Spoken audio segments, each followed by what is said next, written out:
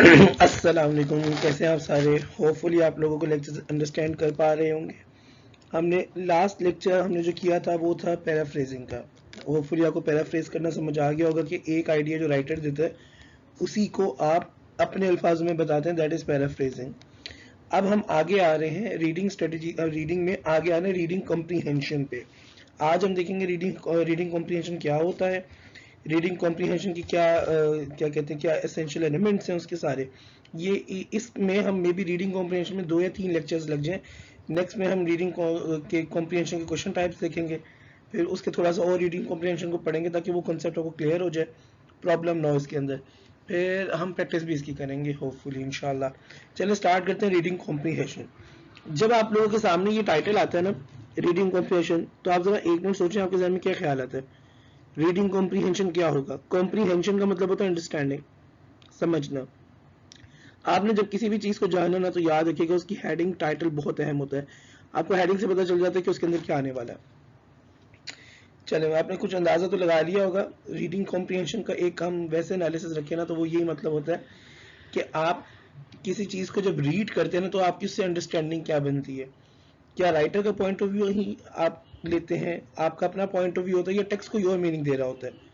ठीक है, ये 3 डिफरेंस होते हैं। एक राइटर का व्यू भी हो सकता है, टेक्स्ट का अपना व्यू भी हो सकता है, और जो रीडर होता है उसका अपना ओपिनियन भी हो सकता है। चले, reading is important. Why reading is important? The job market now demands a workforce that is more highly educated then never. ये आपने अंदाजा लगाया होगा कि हमारे जितनी भी जॉब्स आ रही हैं उसके साथ बहुत क्वालिफिकेशन हो रही है।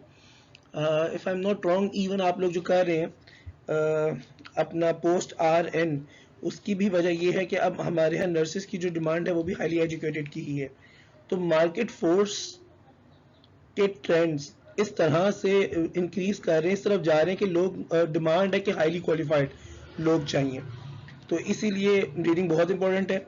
In summary, people just are not reading as much any more, and yet the need for reading comprehension and communication skills verbal and written has increase. अमूमन एक्चुअली ज्यादातर लोग जो ना उस तरह पढ़ नहीं रहे जिस तरह पहले पढ़ते थे। पहले आपके पास बुक फॉर्म्स होती थी, आप उसमें बहुत ज़्यादा रीडिंग किया करते थे, पढ़ते थे, एक दूसरे को बुक्स गिफ्ट्स की जाती थी। अब आप देखिए सब कुछ नेट पे अवेलेबल है, लोग क्या करते हैं PDF बनाकर उसी में पढ़ना शुरू कर देते हैं। तो रीडिंग उस तरीके से प्रमोट नहीं हो रही है। तो रीडिंग रीडिंग बहुत इंपॉर्टेंट है। तो वो यही है पॉइंट ऑफ व्यू जी, कि जी reading comprehension understanding communication skills आपके सारे डेवलप ही तब होते हैं जब आपकी रीडिंग ज़्यादा अच्छी हो। आपने देखा होगा जो लोग वेल रेड हैं वो वेल स्पोकन भी होते हैं। तो चाहे वर्बल हो, वर्बल का मतलब होता है जो चीज़ आप ऑरली मुंह से कर रहे हैं वर्ब, और रिटन होता है जो लिखा हो। आपकी रीडिंग दोनों के लिए बहुत इंपॉर्टेंट, तीनों के लिए बहुत इंपॉर्टेंट है। रीडिंग अंडरस्टैंडिंग के लिए, स्पोकन के लिए, लिसनिंग के लिए। इवन आप लोग आइल्स करते हैं ना, तो उसमें रीडिंग का एक स्पेशल अलग पेपर होता है आपका। तो रीडिंग बहुत इंपॉर्टेंट है। अच्छा, मुझे उससे याद है मेरे रीडिंग में थे भी, अल्लाह के करम से 8 आए थे आइल्स के अंदर, अच्छे थे, अल्लाह का शुक्र है बस। अच्छा, मोटिवेशन इज नेसेसरी। रीडिंग एक तो कम होती जा रही है, अब रीडिंग लोग कर नहीं रहे, हमें मोटिवेशन देनी होगी लोगों को। However, most people, children and adults, do not spend any significant portion of their free time reading.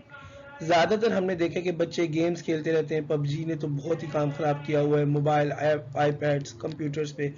Even adults जो है वो मोबाइल पे काम करते रहेंगे, खेलते रहेंगे, या ज़्यादा यूज़, मतलब क्या कहते हैं, बुक्स रीडिंग की तरफ आप देखते ज़्यादा लोग टाइम नहीं गुजार रहे। बड़े लोग जो है वो ज़्यादातर अपना फ्री टाइम जो है ना वो रीडिंग में नहीं गुजारते। तो हमें लोगों को मोटिवेट करने की ज़रूरत है कि रीडिंग करें। Without committing time to reading, आप अगर रीडिंग को टाइम नहीं दे रहे, no one can gain the reading skills और नॉलेज। कोई इंसान भी जो रीडिंग के स्किल्स और नॉलेज है ना वो हासिल नहीं कर सकता। The need to succeed in school, at work और इन लाइफ इन जनरल। जो आपको नॉलेज चाहिए ना, जो आपको स्किल्स चाहिए, ताकि आप स्कूल में, वर्क प्लेस में, लाइफ में, आप नर्सिंग में हैं उसमें आगे जाएं आप। क्या कहते हैं, रीडिंग स्किल्स अगर आपके नहीं है ना, रीडिंग अच्छी नहीं है, तो आप आगे नहीं जा सकते। अभी मेरी एक इनसे बात हो गई, मेरी एक बात होती रहती है, मेरी तकरीबन स्टूडेंट से होती रहती है किसी न किसी तरीके से बात। ये आपके पोस्ट RN की आपकी सीनियर हैं, उनसे मेरी अक्सर बात होती है, तो वो मुझे बता रही थी कि she has a craze of reading, वो बहुत पढ़ती हैं। मैंने एक नॉवल लिखा था, वो भी उन्होंने लिया, वो उन्होंने पढ़ा, उनको बड़ा अच्छा भी, अभी उनका पूरा कंप्लीट नहीं हुआ था, सॉरी। खैर, हम बात कर रहे थे रीडिंग पे, वो अपना बता रही थी एक्सपीरियंस कि लेटेस्ट नॉलेज जो होती है ना, वो बता रही थी कि इवन डॉक्टर्स नहीं पढ़ रहे होते। देखिए ना, आप नर्सेज हैं, आपका काम है आप अपडेटेड रहें, वो अपना बता रही थी कि सर मैं इतना अपडेट होती हूँ, मैं अपना इतना मतलब अपने आप को अपडेट रखती हूँ, और ये नहीं कि वो कोई प्रिटेंड कर रही थी या दिखाना चाह रही थी कि मैं बड़ी कमाल नर्स हूँ, उसे वाकई पढ़ने का बहुत ज़्यादा शौक है। वो मतलब एक एक दो दो टाइम ड्यूटीज करने के बावजूद वो रात को बैठ के पढ़ती हैं, बुक्स पढ़ती रहती हैं, क्या कहीं टाइम मिलती है तो वो बुक बहुत पढ़ती हैं। तो वो बताई थी कि मैं अपने आप को अपडेट रखती हूँ, इवन डॉक्टर्स मुझसे आके कंसल्ट करते हैं कोई डिजीज के बारे में हो चीज़। तो देखिए ना आप, उसकी उनकी रीडिंग है, वो अपने वर्क प्लेस पे वो कह रही थी कि मेरा तो ऐसा इमेज बना हुआ है कि कोई मसला होता है ना, कोई बीमारी कुछ होती है, तो लोग डॉक्टर की वजह मेरी तरफ भेज देते हैं, डॉक्टर्स भेज देते हैं कि इनसे पूछते उसको पता होगा। तो इतनी रीडिंग वो करती हैं। आप लोग भी अपनी ना रीडिंग की हैबिट बनाएं, बहुत इंपॉर्टेंट है। The best way to improve your reading efficiency is to read a lot. Best way जो है ना, अमूमन लोग आ जाते हैं कहते हैं जी इंग्लिश अच्छी करनी है, तो बेस्ट वे ये कि रीडिंग करें, ज़्यादा से ज़्यादा रीडिंग करें। जितनी आप रीडिंग करेंगे उतनी आपकी इंग्लिश अच्छी होगी। अब देखिए ना, पाकिस्तान में मसला सबसे बड़ा क्या है, हम लोग रीडिंग ही नहीं करते। हमारे यहाँ आपको नजर नहीं आता कि लोग ज़्यादातर रीडिंग करते हैं। आपने देखा इस तरह चलते फिरते लोग बुक्स हाथ में लेके जा रहे हो, बहुत कम। मैं स्कूल में था, मैं रोजाना ना नॉवल पढ़ना शौक था मुझे, लेके जाता था। एक टीचर मुझे आगे कह दिया कि you are a bad influence on the students. आप रीडिंग कर रहे हैं, बच्चे आपकी तरह किताब पढ़ेंगे पढ़ेंगे, असल जिंदगी में इसका कोई काम ही नहीं है, वो बच्चे नाकाम होंगे। मैं हैरान रह गया कि टीचर ने आके मुझे ये बात कही। तो हमारे यहाँ तो ये जहन बनाया गया कि रीडिंग नहीं करनी। आप लोगों की इंफॉर्मेशन के लिए, ताकि आप ये चीज़ें आगे कोट कर सकें। देखिए हमारा काम सिर्फ स्टडी करना नहीं है, हमारा काम ज़िंदगी को सीखना भी है। आपके भी एक्सपीरियंसेस हैं, मेरे भी एक्सपीरियंस हैं। हम जब कैंपस में होंगे ना, हम मज़ीद शेयर करेंगे। जब मैं एंटर हुआ ना अबू धाबी एयरपोर्ट पे, पहले तो हम पाकिस्तान से गुजरे हुए टिपिकल सीन थे। अबू धाबी एयरपोर्ट पे आके मुझे अंदाज़ा हुआ कि हम क्यों पीछे हैं। जैसे मैं एयरपोर्ट पे एंटर हुआ, आई कैन नॉट इमेजिन, मुझे आज तक वो सीन नहीं भूलते। जितने लोग थे ना वहाँ पे बैठे, वो ज़्यादातर अंग्रेज थे। अबू धाबी एयरपोर्ट से बहुत वो स्विचिंग होती है फ्लाइट्स की। वेटिंग रूम में अंग्रेज बहुत ज़्यादा थे। जितने भी अंग्रेज थे, हर एक के हाथ में बुक, हर एक के, कोई ऐसा नहीं था कि उसके हाथ में बुक ना हो। रशियंस है, यूरोपियंस है, ये अमेरिकन है, सबके हाथ में बुक, कोई एक नहीं था। और जिस चीज ने मुझे अमेज कर दिया, एक कपल, यंग कपल था, एक के हाथ में, हस्बैंड के हाथ में क्या कहते हैं बेबी था, नहीं वाइफ के हाथ में बेबी था। मतलब उन्होंने वो अपने साथ क्या कहते हैं वो होल्ड कर, हैंग कर लेते, बेबी को हैंग किया हुआ था लेडी ने। हस्बैंड के हाथ में बुक थी, वो बुक पढ़ता हुआ जा रहा है, वो चलते हुए जा रहे हैं, उसके हाथ में बुक है वो पढ़ रहा है, वाइफ के हाथ में बुक है वो पढ़ रही है। उसने हालांकि अपने बेबी को हैंग किया हुआ। उनके साथ कोई 7 साल का एक छोटा बच्चा था, उस बच्चे के हाथ में भी किताब थी। आप अंदाजा लगाएं। तो ये किताबें बहुत इंपॉर्टेंट है, पढ़ना बहुत इंपॉर्टेंट है। अपने आप को पढ़ाई की तरफ लेके जाए, ना खुद पढ़े, अपने बच्चों को कहें पढ़े, सबको पढ़ाई की तरफ लेके जाए।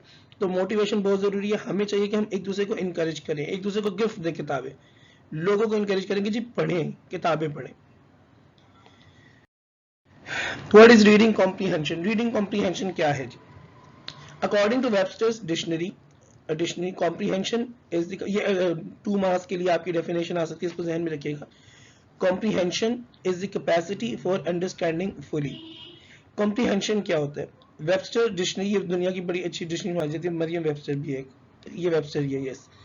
इसके मुताबिक कॉम्प्रीहेंशन ये कि आपकी ये एबिलिटी हो कि आप एक चीज को अच्छी तरीके से अंडरस्टैंड कर सके। वो आप तभी करेंगे जब आपकी रीडिंग अच्छी होगी। द एक्ट और action of grasping with intellect, यानी एक एक्ट, ऐसा अमल या एक्शन, ऐसी हरकत, ग्रेस्प अंडरस्टैंड करना, जिससे इंटेलेक्ट जहानत, जिससे आप जहानत के साथ अंडरस्टैंड कर सके। बाज़ औक़ात ये नहीं होता राइटर ने लिख के बस छोड़ दिया, राइटर का कोई मीनिंग भी हो सकता है उससे। आपने उसको पढ़ना है, एक्ट को, एक्शन को अच्छी तरीके से, आपने उसको, एक्ट को, प्ले को, नॉवल को, बुक को, फिक्शन, नॉन फिक्शन, आपकी कोई बुक है जो रिलेटेड टू नर्सिंग या मेडिकल से रिलेटेड है, आपने उसको पढ़ना और अंडरस्टैंड करना, उसमें आइडिया क्या है, that is comprehension. Webster also tells us that reading is to, Webster हमें ये भी बताते हैं कि रीडिंग का मतलब है टू रिसीव और take in the sense of as letters और सिंपल्स बाय स्कैनिंग। स्कैनिंग हमने कहते हैं ना, इंफॉर्मेशन को स्कैन करना, को पर्टिकुलर हम जो चीज ढूंढ रहे हो तो उसको लाना।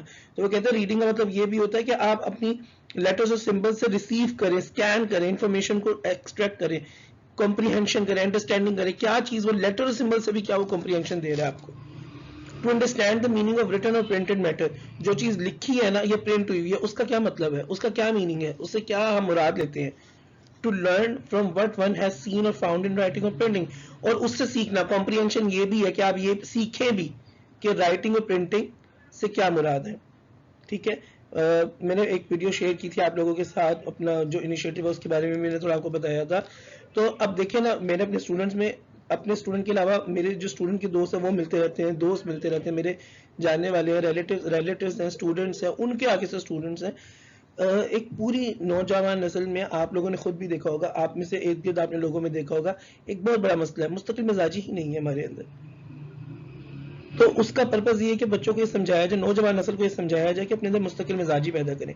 आप एक काम कर रहे हैं उसे करें। आप में से कोई एफएससी करना चाहता था ना, डॉक्टर बनना चाहता था, so she shouldn't have given up और he shouldn't have given up.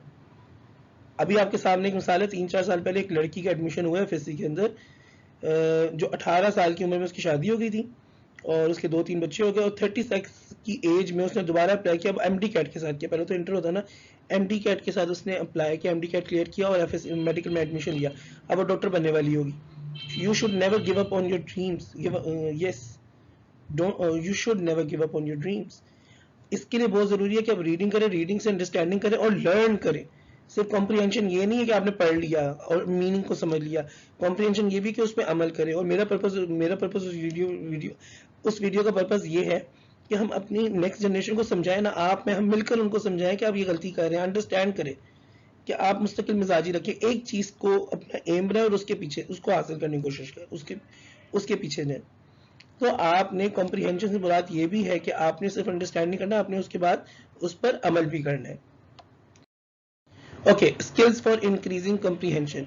वो कौन से स्किल्स होते हैं जिनसे आप कॉम्प्रिहेंशन को इंक्रीज कर सकते हैं?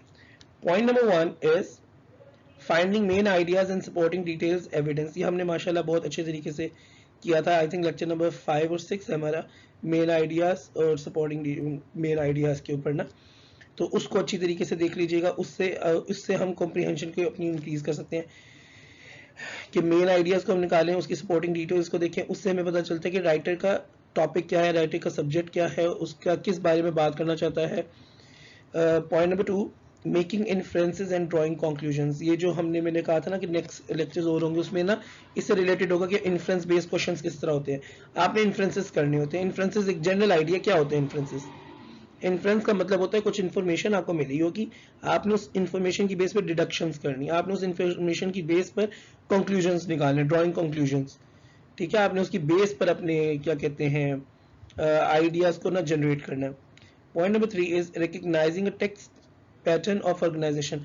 आपने देखना कि एक टेक्स्ट है ना आपको जो मिला है, फिक्शन है, नॉन फिक्शन है, बट जो व्हाटएवर, उसकी ऑर्गेनाइजेशन किस तरीके से हुई है। क्या वो एक पैराग्राफ में लिखा गया है, क्या वो डिफरेंट पैराग्राफ्स में लिखा गया, वो ऐसे टाइप है, वो प्रोज है, पोइट्री है, पीस ऑफ पोइट्री, क्या मतलब लिखा किस तरह गया है। फिक्शन होता है जिसमें कहानी बनाई जाती है ना, हम स्टोरी बना देते हैं, जैसे फिक्शन है जी किसी कैरेक्टर को लेकर, नेकलेस का मैंने एक दफा आपसे पहले जिक्र किया, तो वो एक फिक्शन स्टोरी है, यानी असल में नहीं हो लेकिन रियल लाइफ कैरेक्टर्स लेकर आपने एक फिक्शन स्टोरी बना दीजिए। वो नेकलेस था, एक लड़की ने नेकलेस अपनी फ्रेंड से लिया था, बोरो किया, वो उसे घूम गया, फिर उसको पे करने के लिए उसे 15 साल लगे, वो उसे पे करती रही, बाद में पे करने के बाद एंड में पता चला कि वो नेकलेस आर्टिफिशियल था। तो ये एक फिक्शन स्टोरी थी। नॉन फिक्शन होता है जो हम फैक्ट्स के साइंटिफिक पे बात करते हैं। आपकी ज्यादातर जो स्टडी है ना वो नॉन फिक्शन है, ये आप जहन में रखिएगा। अच्छा मैं ये एमसीक्यू पूछ सकता हूँ, ये आप यहाँ से नोट कर ले, मैं एमसीक्यू पूछ सकता हूँ कि जो आपकी मेडिकल साइंस की जो आती है स्टडी वो ज्यादातर फिक्शन है कि नॉन फिक्शन है? दैट इज वो मतलब वो कौन सी में आती है, वो फिक्शन में आएगी कि नॉन फिक्शन में आएगी? That is in non fiction, वो नॉन फिक्शन में, क्योंकि आप फैक्ट पे बात करते हैं। जो चीजें से फैक्ट्स पे बात करें जिससे आपको स्टोरी ना क्रिएट करें, दैट इज नॉन फिक्शन। ठीक है, नॉन फिक्शन में भी फर्दर आपकी मेडिकल फील्ड है। समराइजिंग एंड पैराफ्रेजिंग, ये भी देखिए हमने माशाल्लाह पहले कर लिया था, समराइज कैसे करते हैं। नहीं समराइजिंग हमने पैराफ्रेजिंग की है, समराइजिंग हम अभी आगे करेंगे। रीडिंग फॉर इंफॉर्मेशन हम देखेंगे कि करनी है कि नहीं करनी। Reading for information and details, आपने अपनी कॉम्प्रिहेंशन को इंक्रीज करना है, किस तरीके से करना है। आपने क्या कहते हैं इंफॉर्मेशन ढूंढनी है, पढ़ पढ़ के आपने चीजें जाननी है, स्कैन करना है, स्किम करना है, that's how you get the information. अच्छा यहाँ पे क्वेश्चन बन सकता है, व्हाट आर द स्टेप्स और skills for increasing comprehension, it can be of 2 marks, you just have to mention. एक बात अभी सुन लें, मैं बार बार आपको साथ साथ गाइड करता जा रहा हूँ कि आपने क्या कहते हैं, आपने अपना जब ये अटेम्प्ट करना है ना, तो आपने जैसे अभी 2 मार्क्स के लिए अटेम्प्ट करना है ना, तो आपने सिर्फ ये लिख देने हैं नाम, इनको फर्दर डिटेल में जाने की जरूरत नहीं, ज्यादा बिल्कुल एक्सप्लेन नहीं करना, ठीक है। 2 मार्क्स का बस heading the skills for increasing comprehension are, और ये पॉइंट्स लिख दें 5 के 5। ओके जी, हाँ आगे और भी पहुंचे, सॉरी। आप इनमें से भी ना, जैसे स्किल्स फॉर इंक्रीजिंग कॉम्प्रिहेंशन ये 2 मार्क्स का फॉर एग्जांपल आपको आता है तो आप 3 से 5 पॉइंट्स लिख दें, इवन 3 लिख देंगे आपके पूरे मार्क्स आ जाएंगे। Point number 6 is reading and interpretive non prose forms, that is graphs, tables, charts and diagrams. आप रीडिंग करें, इससे भी इंक्रीज होती है। और interpreting non prose forms, non prose होता है, एक प्रोज होता है जो लिखा हो, राइटिंग स्टाइल ऐसे हो गए, पैराग्राफ। नॉन प्रोज होता है जो लिखा ना हो, जैसे ग्राफ हो गए, टेबल्स। आप लोगों का तो ग्राफ से बहुत काम रहता है, इवन ईसीजी जो आप लोग करते हैं वो भी ग्राफ की फॉर्म में होती है, आई थिंक ग्राफ और चार्ट की फॉर्म में, ग्राफ की फॉर्म में होती है। टेबल्स हो गए, चार्ट्स हो गए, डायग्राम्स हो गया, ये सारे को आपने इंटरप्रेट आपको करना आना चाहिए। आप लोगों को तो माशाल्लाह इंटरप्रिटेशन आती भी है, क्योंकि आप लोग ईसीजी वगैरह जो करते हैं उसकी इंटरप्रिटेशन आप देखते हैं। Point number 7 is understanding opinions and detecting biases. आपने ओपिनियन, बायसेस क्या है, ये तो माशाल्लाह हमारे है, देखते हैं इसको। अंडरस्टैंडिंग ओपिनियंस, आपने लोगों के ओपिनियंस उसके अंदर है, करेक्टर्स के ओपिनियंस है, राइटर का ओपिनियन है, जितने भी ओपिनियंस अगर दिए गए, जो आपको चीज दी गई है आपने उसको देखना है, समझना है। एंड डिटेक्टिंग बायसेस, बायसेस आपने चेक करने हैं। बायसेस ये होता है कि आपने पर्सनल कोई प्रेजुडिस बना लिया हो अपना, आपका जाती नजरिया हो जो कि फैक्ट्स पे ना हो। फॉर एग्जाम्पल ना, साइंस ये कहती है कि अगर मुझे कोई कहते हैं, एक नया स्टूडेंट आ रहा है, आप में से कोई कहे सर ये तो लड़की जो है ना ये है, ये अच्छी नहीं है, तो मेरे जहन में ना ये आइडिया बन जाएगा कि ये लड़की अच्छी नहीं है, चाहे वो बहुत अच्छी हो, मेरे साथ अच्छी हो, आप सबके साथ अच्छी ना हो, लेकिन मेरे साथ अच्छी है ना, तो भी मेरे जहन में कहीं ना कहीं वो चीज रहेगी कि नहीं वो अच्छी नहीं है, क्योंकि उन्होंने कहा था कि वो लड़की अच्छी नहीं है। That is biases. कि आपके जहन में कोई भी आपके पास रीजन ना हो, लेकिन आप किसी चीज से बायस रखें, ना पसंद करें, ठीक है। अब बीइंग पाकिस्तानी हम लोगों के तो बहुत ज्यादा बायसेस होते हैं, आपको पता है हम लोगों की तो ग्रोथ ही इस चीज के ऊपर होती है कि नफरत नफरत नफरत। हर कौम ना एक सोच, एक आइडियोलॉजी पे ना अपनी कौम को बड़ा करती है। हमारी आइडियोलॉजी क्या है, कभी सोचा आपने? हम किस चीज को सबसे ज्यादा फैलाते हैं, अपने बच्चों को सिखाते हैं? नफरत, हर एक से नफरत। शिया, सुन्नी, बरेलवी, देवबंद, अहले हदीस, हम हर एक से नफरत करना सिखाते हैं। फिर मजहब में आ जाए, मसीही, यहूदी, जो भी जितने भी मजाहिब हैं हम उनसे भी करना सिखाते हैं। हम बचपन से अपने बच्चों को गलत चीजें सिखा रहे हैं, ठीक नहीं सिखा रहे। फिर हम जानवरों को भी नहीं छोड़ते, इसको भी मार दो, उसको भी मार दो।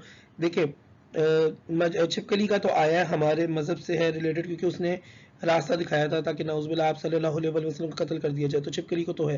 बाकी देखो कॉकरोच को भी करी जा रहे हैं, जितने जानवर नजर आते मारते हैं। आप सल्लल्लाहु अलैहि वसल्लम तमाम इंसानियत के लिए, कायनात में हर चीज के लिए रहमतुल लिल आलमीन बनकर आए थे। हमें तो लाजिम है हम कि जानवरों के साथ अच्छा सलूक करें, पर हम क्या करते हैं, हम तो जानवर पकड़ पकड़ के मारते हैं और हम खेलते हैं, हमारे लिए तो इंजॉयमेंट है ये। तो हमारे बायसेस, हमारी तो आइडियोलॉजी ही, बचपन से तरबियत हम लोग ठीक नहीं कर रहे। हम अपने बच्चों को जानवरों से प्यार करना ही नहीं सिखाते, इसलिए हमारे बच्चे डर डर के भागते हैं। हमें चाहिए कि हम इंसानियत से प्यार करना सिखाएं। कुरान पाक इंसानियत का दर्ज देता है, हमें चाहिए कि हम इंसानियत की तरफ जाएं। नबी पाक सल्लल्लाहु अलैहि वसल्लम इंसानियत के लिए आए थे, हमें चाहिए इंसानियत का दर्ज दें।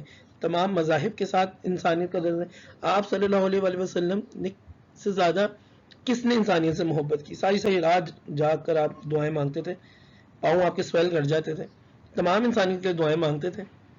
वो तो हिदायत की दुआ मांगते थे बाकियों के लिए, जो उनकी नहीं जो जो उनके ऊपर तशद्दुद करते थे उनके लिए दुआ मांगते थे। तो हमारे बायसेस हम अपने बच्चों को सही तरीके से तरबियत ही नहीं कर रहे। हमें अच्छी तरबियत करने की जरूरत है, ये बायसेस से निकलना चाहिए। Point number 8 is identifying tone, mode and style. Tone होता है कि उसका बोलने का अंदाज कैसा है, ठीक है। मोड, पोएम ओवरऑल क्या मूड दे रही है, मूड उसका क्या रंग नजर आ रहा है, स्टाइल लिखने का तरीका क्या है। पोएम हो गया, टेक्स्ट हो गया, कोई भी चीज़ है उसमें आप देखिए टोन है, अगर वो बातें गमजदा कर रहा है तो उसकी टोन जो सैड है, मूड जो क्रिएट कर रहा है वो डार्क मूड कर रहा होगा, यानी रात का। आपने देखा ना ये जो अक्सर आ रही होती है मेम्स नहीं, पिक्चर्स आ रही होती हैं, उसमें शायरी होती है, सैड शायरी होती है, टोन सैड हो जाती है। मोड उन्होंने कैसा बनाया होता है, एक लड़का है, लड़की, साया है, अकेले हैं, तन्हा है, शाम हो रही है, सूरज ढल रही है, रात है, दैट इज द मूड। और स्टाइल क्या होता है, उसके लिखने का जो स्टाइल होता है, जो पैटर्न होता है, वो मतलब स्टाइल के अंदर उन्होंने गम वाली बातें की होती हैं, कोई ऐसी चीज यूज की होती है, आयरनी हो गई, जो क्या कहते हैं, जिससे पता चले कि जो टोन और मोड जो है वो नेगेटिव, वो इस वक्त सैड जा रहा है। Point number 9 is rhetorical patterns. ज्यादातर आपको ये मेरा नहीं ख्याल इतने आएंगे, हाँ नहीं मैं इस तरह का पेपर सेट ही नहीं करूंगा, क्योंकि थोड़ा सा अगर ऐड किया ना तो हो सकता है कि आपको मुश्किल आता है। रेट्रिकल पैटर्न्स क्या होते हैं? रेट्रिकल पैटर्न्स होते हैं, रेट्रिकल का मतलब होता है, एक होती है सिंपल लैंग्वेज, एक होती है रेट्रिकल लैंग्वेज। आपने देखा फसाहत और बलागत, अरब जो थे वो अपनी फसाहत और बलागत के लिए बहुत मशहूर हैं, अरब। तो रेट्रिकल पैटर्न्स ये होते हैं such as comparison contrast. Comparison होता है आप सिमिलैरिटीज देखते हैं, कंट्रास्ट होता है आप मुख्तलिफ चीज़ें देखते हैं। कॉज एंड इफेक्ट आप देखते हैं कि क्या हुआ, जिसकी क्या क्या क्या रिजल्ट निकला, फिर डिस्क्रिप्शन होती है, नरेशन होती है, ये ऐसे टाइप्स वगैरह भी होते हैं। मतलब ये रेट्रिकल पैटर्न है जिससे आप अपने ये आप चेक कर सकते हैं रीडिंग करते वक्त कि उसका रेट्रिकल पैटर्न क्या है, क्या राइटर जो है जो बात कर रहा है उसमें कंपैरिजन कंट्रास्ट कर रहा है। जैसे दो डिजीजेस का कंपैरिजन भी हो सकता है, कंट्रास्ट भी हो सकता है, ठीक है। अभी कोरोना वायरस के बारे में, कोविड जो भी 19 चल रहा है, इसके बारे में बार बार जो आती हैं चीज़ें, वो नई स्ट्रीक की जो बात करते हैं वो कंपैरिजन ही हो रहा होता है ना, और सॉरी कंट्रास्ट कर रहे होते हैं ना कि जो नई लहर है ये बड़ी शदीद है, ये। फिर कॉज एंड इफेक्ट्स हमने देखे कि जी क्या कॉजेज हैं इसकी, अपना हमने जो कॉजेज देखी वो क्या थी कि जी टच से भी हो जाता है, स्नीजिंग से हो जाता है, कफ से हो जाता है, ये कॉजेज इफेक्ट्स क्या है, आपका लंग्स का इशू होना शुरू हो जाता है। फिर इसकी डिस्क्रिप्शन जब आप सारी देते हैं कि किस तरीके से कंडीशन खराब होती है, तो वो आपकी डिस्क्रिप्शन और नरेशन आपको स्टोरी टाइप करके बता रहे हो ना, किसी पेशेंट का वाक्य बता रहे हो, जो पेशेंट आपका आया और उसके साथ ऐसा ऐसा सारा कुछ हुआ, तो दैट इज योर नरेशन। ये रेट्रिकल पैटर्न्स है। लेवल्स ऑफ कॉम्प्रीहेंशन, कॉम्प्रीहेंशन के लेवल्स होते हैं, ये भी एक 2 मार्क्स का क्वेश्चन आ सकता है शॉर्ट, जिसमें आपने फिर सिर्फ डिटेल नहीं देनी होगी। The 3 levels of comprehension or sophistication of thinking are presented in the following hierarchy from the least to the most sophisticated level of reading. आप 3 लेवल और सोफिस्टिकेशन है ना थिंकिंग के, वो हिरार्की की फॉर्म में आपको देखो नजर आते हैं, लीस्ट से लेके सबसे ज्यादा कम कहाँ पर होती है रीडिंग और किस तरह बढ़ती जाती है रीडिंग की डेप्थ में, आप किस तरह जाते हैं। तो हिरार्की होता है कि आपने एक चीज को, जैसे बुक्स रखी ना एक के ऊपर दूसरे के ऊपर, ये हिरार्की बनाई हुई है, ठीक है। पैरामिड्स होते हैं ना, यूं करके पैरामिड्स बने होते हैं, उसकी भी हिरार्की होती है। तो उन्होंने ये हिरार्की में बताया है। सबसे लीस्ट रीडिंग जो है वो सरफेस है, सिंपल रीडिंग है। आपको एक पोएम मिली, आपने ऊपर से पढ़ी बस, मतलब एक पोएम है, एक चीज आपको मिली है, आपने बस ऊपर ऊपर से जो पढ़ी, जो राइटर कह रहा है आप वो समझ गए। मैं आपको एग्जांपल भी दे देता हूँ। डेफोडिल्स तो आप सबने ही पढ़ी हुई है, ठीक है। अगर डेफोडिल्स देखा जाए ना, तो सरफेस लेवल पे उसकी रीडिंग क्या है, सरफेस लेवल पे उसकी रीडिंग ये है कि the writer is passing through a forest where he saw a lake and the daffodils were growing alongside the lake. This is the simple reading. Surface reading ये है जी, writer जा रहा था और उसने देखा जी कि डेफोडिल्स ग्रो हो रहे हैं, तो उसको वो अच्छे, बस ये सरफेस रीडिंग है। मोस्ट क्या है, इन डेप्थ कॉम्प्लेक्स रीडिंग, थोड़ा सा आप गहराई में जाके देखते हैं कि डेफोडिल्स जो है ना वो ग्रो कर रहे हैं, वो एक नेचर का ब्यूटीफुल मंजर जो है ना वो पेश कर रहे हैं, खूबसूरती दिखा रहे हैं। और पोएट ये कह रहा है कि नेचर के अंदर उसको बहुत मजा आता है, कि पोएट एक दफ़ा गुजर रहा था, उसे डेफोडिल्स ग्रो करते हुए नजर आए लेक के साथ, उसको बहुत मजा आया, उसने वहाँ टाइम स्पेंड किया और ऐसा लग रहा था कि जैसे डेफोडिल्स जो है ना वो क्या कहते हैं, डेफोडिल्स जो है ना वो नाच रहे हैं लहरों के साथ। अब ये कॉम्प्लेक्स रीडिंग है। सिंपल रीडिंग में तो हमने ऐसी कोई बात नहीं की थी कि हम सिंपल कहते वेव्स जा रही हैं और डेफोडिल्स जो है वो, डेफोडिल्स भी उनके साथ डांस करें। यहाँ पे देखो हमने डेफोडिल्स उनके साथ डांस करें, पर जब हम इन डेप्थ करेंगे ना, तो हम कॉम्प्लेक्स रीडिंग के अंदर हम वो देखेंगे, मेटाफर वगैरह देखेंगे कि उसने कौन से कंपैरिजन किए हैं। मेटाफर होता है डायरेक्ट कंपैरिजन, ठीक है। जैसे आप एक को दूसरे से मिलाते हैं, जैसे आप कहते हैं जी कि she is brave, she is a lion, कि वो जो है वो बिल्कुल, शी इज अ लॉयन, वो जी बिल्कुल शेर की तरह, वो शेर है।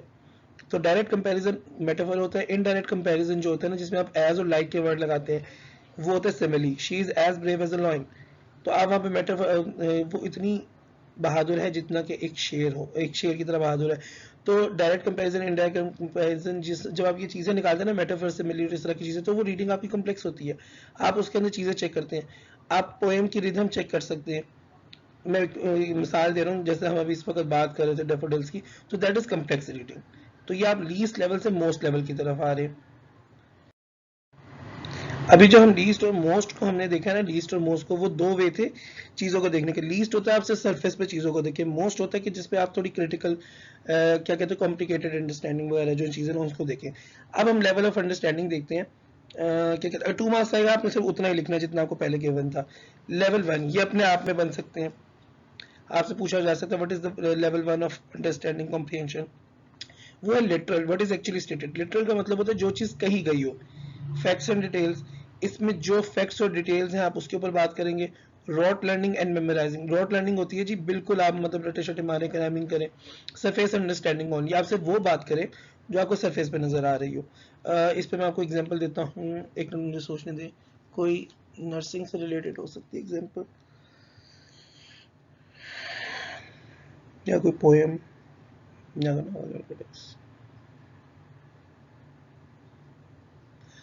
एक बहुत जबरदस्त प्ले है हेनरिक इब्सन का डॉल्स हाउस। उसकी थोड़ी सी स्टोरी बताता हूँ आपको। नॉर्मा होती है लड़की। अच्छा एक मिनट, अजान हो रही है, जरा एक मिनट का वक्फा लेना, एक जब तक अजान हो रही है जरा खामोशी।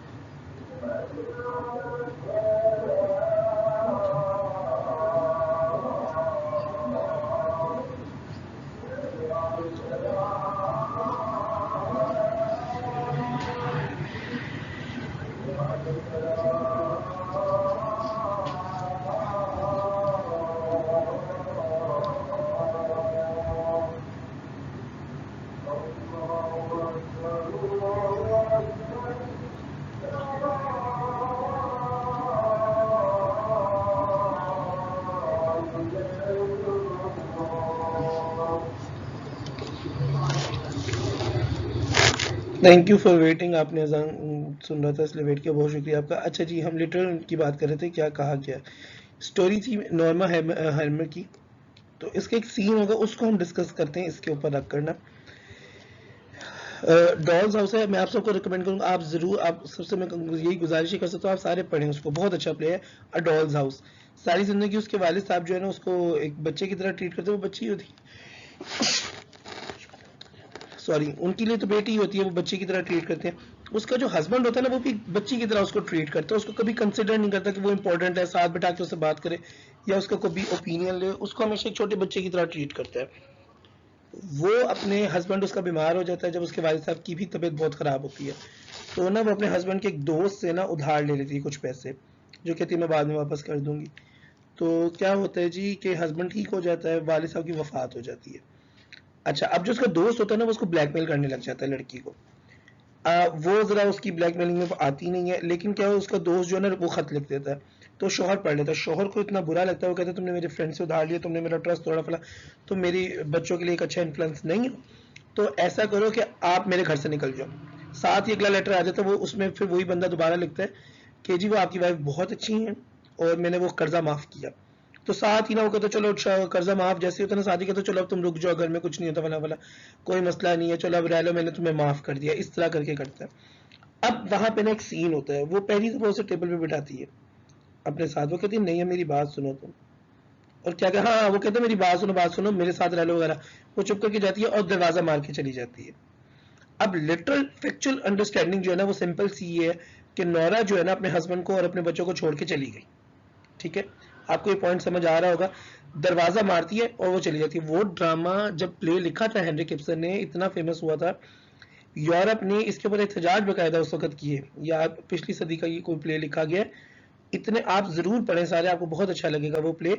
और ये एंडिंग को जबरदस्ती उससे चेंज कराया, बाद में पता नहीं उसने दोबारा से यही कर ली, क्योंकि हमने जो पढ़ी उसमें तो यही है, बाकी उसे एंडिंग चेंज कराया, कहा कि चेंज करें एंडिंग को आप।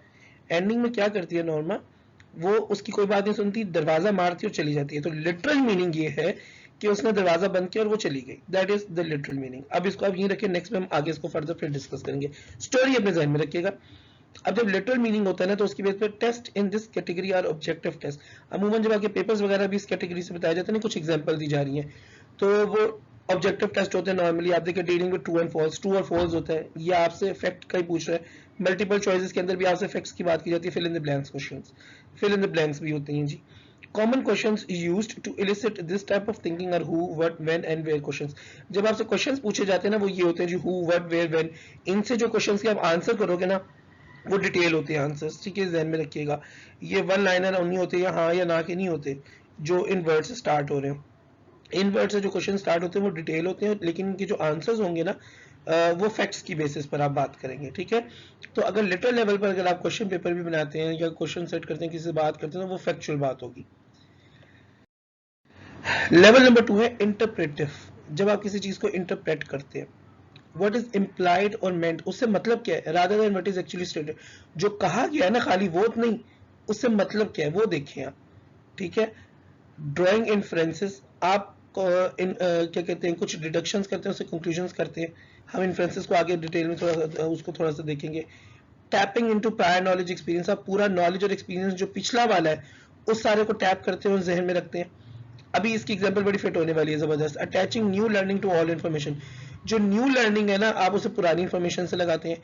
Making logical leaves and educated guesses, आप कोई लॉजिकल एक अंदाजे बनाते हैं और एजुकेटेड गैसेस बनाते हैं, ठीक है, ये बड़ी खूबसूरत लाइन है। Reading between the lines to determine what is meant by what is stated, आप रीडिंग बिटवीन द लाइन्स का मतलब होता है अंडरस्टैंड करते हैं। कॉम्प्रिहेंशन की बेस्ट डेफिनेशन ये हो सकती है, आप अंडरस्टैंड करते हैं कि उन लाइंस का क्या मतलब है जो उसमें कहा गया। अब आ जाए जी जरा, वो जो उसने नॉर्मा है ने दरवाजा मारा था, क्या वो सिर्फ दरवाजा मारना था? ड्राइंग इन्फ्रेंसेस, अब हम डिडक्शंस करने लगे हैं, हम एक कंक्लूजन देने लगे हैं, किस बेस पर जी? Tapping into prior knowledge.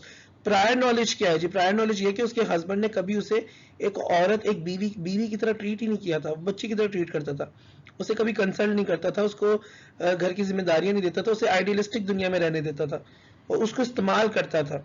उसको ऐसा लगता था जैसे उसकी अपनी कोई वैल्यू नहीं है, ठीक है। Attaching new learning to old information, old information क्या थी? उसके हस्बैंड ने उसको छोड़ दिया कि जी आपने कर्जा लिया, मुझसे पूछे बगैर लिया, आपने मुझे धोखा दिया, आप अच्छा इन्फ्लुएंस नहीं है मेरे बच्चों पे, और कहा कि मैं बच्चों से भी नहीं मिलने दूंगा। न्यू लर्निंग क्या है जी? न्यू लर्निंग ये है कि उस बंदे ने माफ कर दिया कर्जा, और उसने कहा कि आपकी वाइफ बहुत अच्छी है, तो जो उसका हस्बैंड है नॉर्मा का, वो उसे क्या कहते हैं, चलो मैंने तुम्हें माफ किया, तुम रह लो। This is new learning. आपने इन सारों को आपस में मिलाया, making logical leaves and educated guesses, और अब आपने गेस करना है क्या हुआ वहां पर। नॉर्मा ने दरवाजा मारा, चली गई। ये जो उसने दरवाजा मारा था ना, बेसिकली ये उसने दरवाजा सोसाइटी के मुंह पे मारा था, माशरे के मुंह पे मारा था, उस एजुकेशन सिस्टम के मुंह पे मारा था जो उससे मर्द को प्रायोरिटी देती है कि मर्द ही सब कुछ करेगा, औरत की अपनी कोई हैसियत नहीं है, औरत की अपनी कोई वैल्यू नहीं है। तो वो जो दरवाजा उसने मारा था ना, वो उसने सारे सिस्टम को मारा था। तो अब आपको समझ आया होगा, थोड़ा अंडरस्टैंडिंग हुई होगी कि इंटरप्रेट कैसे होता है, कि एक होता है सरफेस लेवल पे मीनिंग होता है, एक होता है इंटरप्रेटिव लेवल पर, जिसमें आप देखते हैं, इंटरप्रेट करते हैं कि नई चीज का मीनिंग है, जैसे हमने अभी किया। आई होप सो कि आप लोग अंडरस्टैंड कर गए होंगे। Test in this category are subjective, ज्यादातर इस कैटेगरी के अंदर जो टेस्ट होते हैं ना वो सब्जेक्टिव होते हैं। आपसे आपको ओपिनियन मांगा जाता है, आपसे इंटरप्रिटेशन मांगी जाती है कि बताएं जी इसमें क्या मीनिंग है। And the types of questions asked are open ended. Open ended question वो होते हैं, नैरो एंडेड होते हैं कि आपने बस हाँ या ना में बात करनी, मल्टीपल चॉइस में बात करनी है, फिल इन द ब्लैंक्स में। ओपन एंडेड होते हैं जिसमें आपसे मांगा जाता है, आपसे कहा जाता है अपना ओपिनियन दे, आप इंटरप्रेट करें, आपको क्या लगता है इससे। जैसे डेफोडिल्स की एग्जांपल दी थी, आपका ओपिनियन उसमें इंटरप्रिटेशन क्या है जी? बेसिकली राइटर ये नहीं कह रहा कि आए आके उससे वॉक करें या डेफोडिल्स बड़े खूबसूरत है, वो ये कह रहा है कि नेचर बहुत ब्यूटीफुल है, नेचर की कंपनी बड़ी खूबसूरत है। वो एंड में कहता है जी कि जब भी मैं पेंसिव मूड में हूँ तो मैं सैड होता हूँ, तो जब भी मुझे डेफोडिल्स याद आते हैं मैं खुश हो जाता हूँ। नेचर जो है वो रिलैक्सिंग है, रिफ्रेशिंग है, दैट इज ओपन एंडेड, आपने खुद अपनी इंटरप्रिटेशन से बताना है। नोरा की इंटरप्रिटेशन ये कि उसने दरवाजा सोसाइटी के मुंह पे मारा, कि जो सोसाइटी एक औरत को आज़ादी इतनी दे रही कि वो खुद से कुछ फैसले ले सके, एक वाइफ होने की सूरत में हस्बैंड के लिए हस्बैंड नहीं दे रहा, तो उसने उसके मुंह पे दरवाजा लगा दिया, दरवाजा मारा। ये बहुत शॉकिंग एंडिंग थी उस दौर के अंदर। ओके, थॉट प्रोवोकिंग क्वेश्चंस, ऐसे क्वेश्चंस जो आपको सोचने पे मजबूर करें। ये क्वेश्चंस वो हैं जो हमारे सिस्टम में तो इनकरेज बिल्कुल नहीं किए जाते, like why, what, if and how, कि क्यों, ऐसा क्यों है, व्हाट इफ।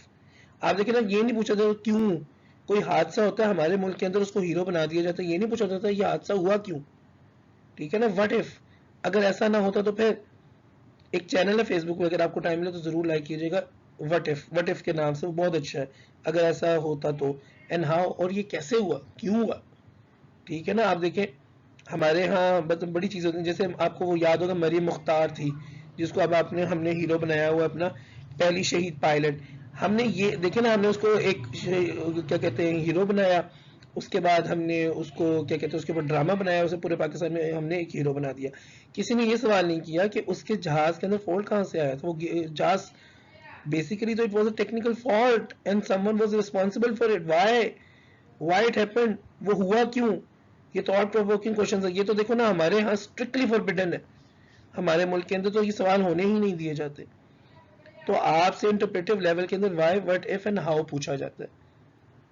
हमारे यूनिवर्सिटी की स्टडी आपने देखा बाय बड़े ऑर्गेनाइज बाय पैटर्न बड़े तरीके से डिस्करेज की जाती है। क्यों? हम अपने बच्चों को उस तरीके से नहीं हासिल करने दे रहे, फीस ज़्यादा कर दी है, कोऑपरेटिव मतलब इतनी मुश्किल कर दी है कि लोगों के लिए एजुकेशन हासिल करना मुश्किल। क्यों? क्योंकि उस यूनिवर्सिटीज़ आपको सोचने पे मजबूर करती हैं। खैर हमारी यूनिवर्सिटीज़ का भी इस वक्त कोई हाल नहीं है ज़्यादा, पर यूनिवर्सिटीज़ के अंदर कुछ लोग ऐसे हैं जो चेंज वो आपको सोचने पे मजबूर कर रहे हैं। सो इंटरप्रेटिव लेवल के अंदर आप सोचते हैं, और ये इम्पोर्टेंट है कि अगर आप सोचते हैं ना, एक बड़ा ज़बरदस्त सीजन आता है गेम ऑफ थ्रोन्स, उसके अंदर ना किंग का जो फर्स्ट पर्सन होता है ना उसकी डेथ हो जाती है, तो उसका एक क्लोज बंदा होता है ना, उसके पास एक बंदा ढूंढता ढूंढता किंग का जाके पूछता है कि उसकी डेथ क्यों हुई। क्यों? वो कहता है कि he used to do the biggest trouble for the empire, क्योंकि वो एम्पायर के लिए सबसे मुश्किल मसला खड़ा करता था। तो वो पूछता वो क्या था, तो वो सिर्फ एक लाइन में जवाब देता है, he used to ask questions, वो सवाल पूछता था। आप देखो ना जो लोग सवाल पूछते हैं ना वो फिर गायब हो जाते हैं। Level number 3, and that might be the last level, yes, applied level. Applied क्या होता है? Taking what was said, ये देखना कि जी literal में क्या कहा गया, and then what was meant by what was said, और फिर इससे कि जो कहा गया उससे मुराद क्या थी, जो दोनों चीजें हमने देखी, and then extend, and then फिर आप उसे अप्लाई कर देते कॉन्सेप्ट्स और आइडियाज बियॉन्ड द सिचुएशन, फिर सिचुएशन से हटकर आप उन आइडियाज को अप्लाई कर दें, that is applied level, that is the third in the last level, and that is applied level. For instance literal meaning में हमें बताया गया जी कि कोविड की वैक्सीन जो है ना इन चीज़ों से बनाई जा सकती है। फिर इंटरप्रेटिव में क्या हुआ जी कि उन चीज़ों से उन्होंने कोविड की वैक्सीन बना ली। अब ये बना के उन्होंने कहा जी 90% रिजल्ट बहुत अच्छे हैं, हार्मफुल नहीं है, बहुत अच्छे रिजल्ट्स आ रहे हैं। ये तो लिटरल और इंटरप्रेटिव लेवल हो गया। लिटरल थ्योरी में था, इंटरप्रेटिव क्या हो गया जब उसके बाद उन्होंने उसको बनाया, उसे अमल किया, उसकी कुछ ट्रायल्स किए, हाँ लैब में जब उसके टेस्ट किया ना, तो जी इंटरप्रेटिव लेवल के अंदर जी वैक्सीन तो बहुत फिट है। अब आप एक्सटेंड करेंगे, उसे अप्लाई करेंगे इंसानों के ऊपर। जब आप इंसानों के ऊपर अप्लाई करेंगे तो फिर आप उसके रिजल्ट्स देखेंगे, फिर आपको पता चलेगा कि अप्लाइड लेवल पे क्या वही मतलब है कि नहीं है। अब देखें ना वैक्सीन के जो रिजल्ट्स आ रहे हैं उसमें कुछ ऐसी चीज़ें आ रही हैं कि लोग पैरालाइज हो गए, एक हेल्दी बंदा था उसकी डेथ हो गई। फिर विमेन में एक अजीब सा प्रॉब्लम बहुत गलत बात आ रही है जी कि उनकी दाढ़ियाँ निकल रही हैं, तो इतनी वो उसका मसला है, पोटेंशियल इतना ज़्यादा है उस वैक्सीन का। तो ये इश्यूज आ रहे हैं ना अप्लाइड लेवल के ऊपर।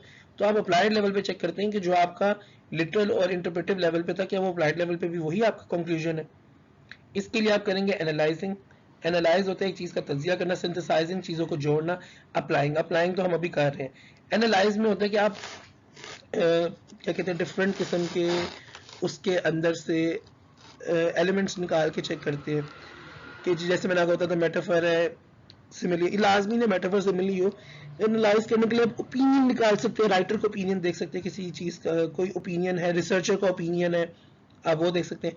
सिंथेसाइजिंग, आप आइडियाज़ को मिलाते हैं, जो डिफरेंट आइडियाज़ दिए गए हैं आप उनको मिलाकर चेक करेंगे, या कोई एक आइडिया दिया हुआ है राइटर ने, रिसर्चर एक आइडिया के ऊपर बात कर रहा है, वो आइडिया आपने किसी और बुक में भी पढ़ा है, तो आप उनको सिंथेसाइज करेंगे, चेक करेंगे आया कि जो दोनों आइडियाज़ वो दोनों दे रहे हैं क्या वो सेम है कि नहीं, क्या क्लैश तो नहीं हो रहा, और ये अप्लाइड लेवल पे देखा जाए तो क्या आइडिया ठीक है कि नहीं। अप्लाइंग थर्ड लेवल है ना, उस पर आप अप्लाई करके देखते हैं कि जी ये ठीक है कि नहीं। So in this level we are analysing और सिंथेसाइजिंग इंफॉर्मेशन और applying it to other information. तो आपके पास जितनी भी इंफॉर्मेशन होती है ना उसके साथ मिला के आप एक तो एनालिसिस करते हैं, कंपैरिजन हो सकता है, कंट्रास्ट हो सकता है, सिंथेसिस हो सकता है। सिंथेसिस में भी आप कॉज एंड इफेक्ट देख सकते हैं। अच्छा, एनालाइजिंग में ज़्यादा डिस्क्रिप्शन होगी, ठीक है, एनालिसिस में। वैसे एनालिसिस के अंदर कंट्रास्ट भी होता है, कंपैरिजन भी होता है।